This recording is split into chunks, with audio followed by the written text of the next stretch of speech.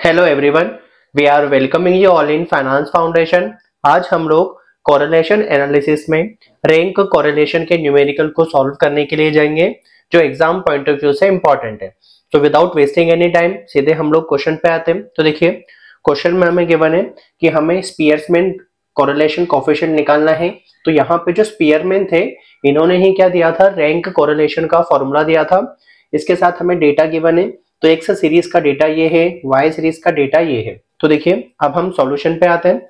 तो सबसे पहले देखिए, जो रैंक कोरिलेशन का फॉर्मूला होता है वो होता है 1 minus 6 summation of D square upon में होता है एन स्क्वायर माइनस 1। अब देखिए, इसके लिए हमें किसकी जरूरत होगी, डी की जरूरत होगी। तो डी निकालने के लिए जिस तरह से हम लोग प्रीवियस वाले क्वेश्चंस में टेबल बना के क्वेश्चंस को सॉल्व करते थे, हम लोग यहाँ पर भी यही करने के लिए जाएंगे। तो देखिए, इस तरह से हम लोग क्या करेंगे, एक टेबल प्रिपेयर कर लेंगे। तो यहाँ पे हमने टेबल प्रिपेयर की। टेबल के अंदर हमारे पास एक्स और वाई दोनों के डेटा सेट्स के हमने क्या कर ली है, एंट्री कर ली। अब देखिए, अब हम लोग क्या करते हैं, रैंक प्रोवाइड करते हैं। तो जब भी हम लोग रैंक का अलॉटमेंट करेंगे तो वो डिसेंडिंग ऑर्डर में करते हैं। तो देखिए, सबसे पहले एक्स के लिए सॉल्व करते हैं। क्योंकि हम लोग अरेंजमेंट डिसेंडिंग ऑर्डर में कर रहे हैं, तो सबसे पहले जो हाईएस्ट वैल्यू है वो देखिए। तो यहाँ पे जो हाईएस्ट वैल्यू है वो कितनी है, 80। तो जो 80 हाईएस्ट वैल्यू थी, तो इसे हमने क्या किया है, रैंक नंबर 1 अलॉट कर दिया है। तो फर्स्ट रैंक अलॉट कर दिया है। इसके बाद 80 से लोअर वैल्यू कौन सी थी हमारे पास, तो जस्ट लोअर जो वैल्यू थी वो थी हमारे पास 79। और जो 79 है, इसे हमने क्या किया है, सेकंड रैंक अलॉट कर दिया है। इसके बाद है हमारे पास 72। तो 72 को हमने थर्ड रैंक अलॉट कर दिया है। इसके बाद है 70। तो 70 को हमने यहाँ पे फोर्थ रैंक अलॉट कर दिया है। इसके बाद है 63। तो 63 को हमने यहाँ पे फिफ्थ रैंक अलॉट कर दिया है। इसके बाद है 60। तो 60 को हमने यहाँ पे सिक्स्थ रैंक अलॉट कर दिया है। इसके बाद है 55। तो 55 को हमने सेवंथ रैंक अलॉट कर दिया है। इसके बाद है 50। तो 50 को हमने एट्थ रैंक अलॉट कर दिया है। इसके बाद है 40। तो 40 को हमने नाइन्थ रैंक अलॉट कर दिया है। और जो 30 है, तो 30 को हमने यहाँ पे 10th रैंक अलॉट कर दिया है। आई होप इतना क्लियर होगा। अब हम लोग y के लिए भी रैंकिंग करेंगे। तो देखिए, यहाँ पे जो हाईएस्ट वैल्यू है वो कितनी है, 12.4। तो इसे हमने फर्स्ट रैंक अलॉट किया। इसके बाद है हमारे पास 12 को हम लोग सेकंड रैंक अलॉट करेंगे। इसके बाद है हमारे पास 11। तो 11 को हम लोग थर्ड रैंक अलॉट कर देते हैं। इसके बाद है हमारे पास 10.6। तो 10.6 को हम लोग फोर्थ रैंक अलॉट कर रहे हैं। इसके बाद आ जाएगा 10.2। तो 10.2 को हम लोग यहाँ पे फिफ्थ रैंक अलॉट कर देते हैं। आई होप इतना क्लियर होगा। इसके बाद अब हम आते हैं, तो 10 को हम लोग यहाँ पे सिक्स्थ रैंक अलॉट कर देते हैं। इसके बाद आते हैं हम लोग 9.7 पे। तो 9.7 को हमने यहाँ पे सेवंथ रैंक अलॉट कर दिया। इसके बाद आते हैं हम लोग 9.5 पे। तो इसे हमने यहाँ पे एट्थ रैंक अलॉट कर दिया। इसके बाद आते हैं 9.2 में। तो 9.2 को हमने नाइन्थ रैंक अलॉट किया। और जो 9 बचा था, इसे लास्ट रैंक अलॉट हो जाएगी, जो रैंक है हमारे पास 10। आई होप इतना क्लियर होगा। अब देखिए, अब हम लोग क्या करेंगे, इनके बीच का डिफरेंस निकालने के लिए जाते हैं।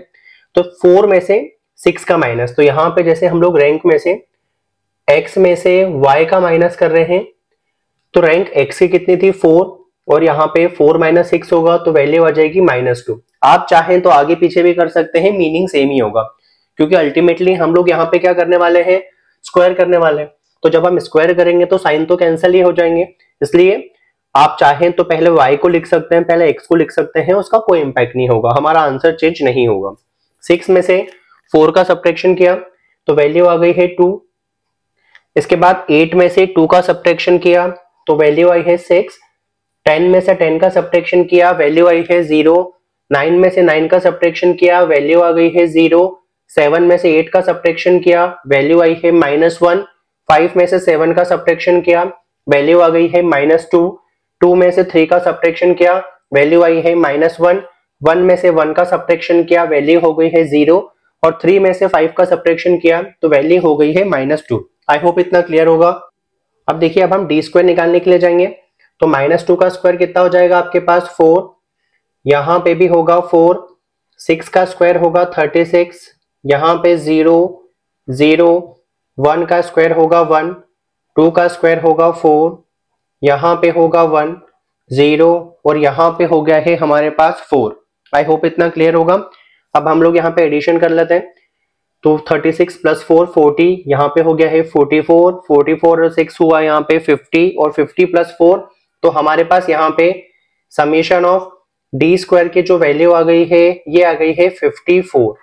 अब देखिए यहाँ पे जो हमारे पास समीशन ऑफ डी स्क्वायर की वैल्यू आ गई है ये आ गई है 54। अब यहाँ पे एन देख लेते हैं, तो टोटल हमारे पास जो डेटा सेट था ये 10 का था, तो हमारे पास यहाँ पे एन की कितनी वैल्यू हो गई है 10।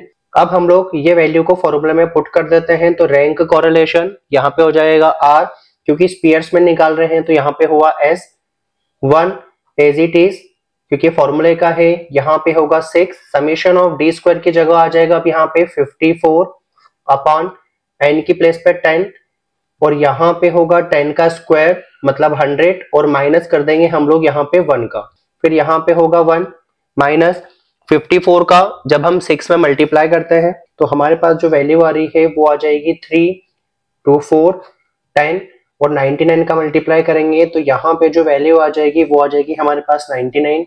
अब इसे सॉल्व करेंगे, क्रॉस मल्टीप्लाई किया तो 990 माइनस का होगा आपके पास 324, डिवाइड बाय कर दोगे इसे 990 से। आई होप इतना क्लियर होगा। तो यहाँ पे अब 990 में से जब हम 324 का सब्ट्रैक्शन करते हैं तो हमारे पास जो वैल्यू आ रही है वो आ जाएगी 666, डिवाइड कर देंगे हम लोग इसे 990 से।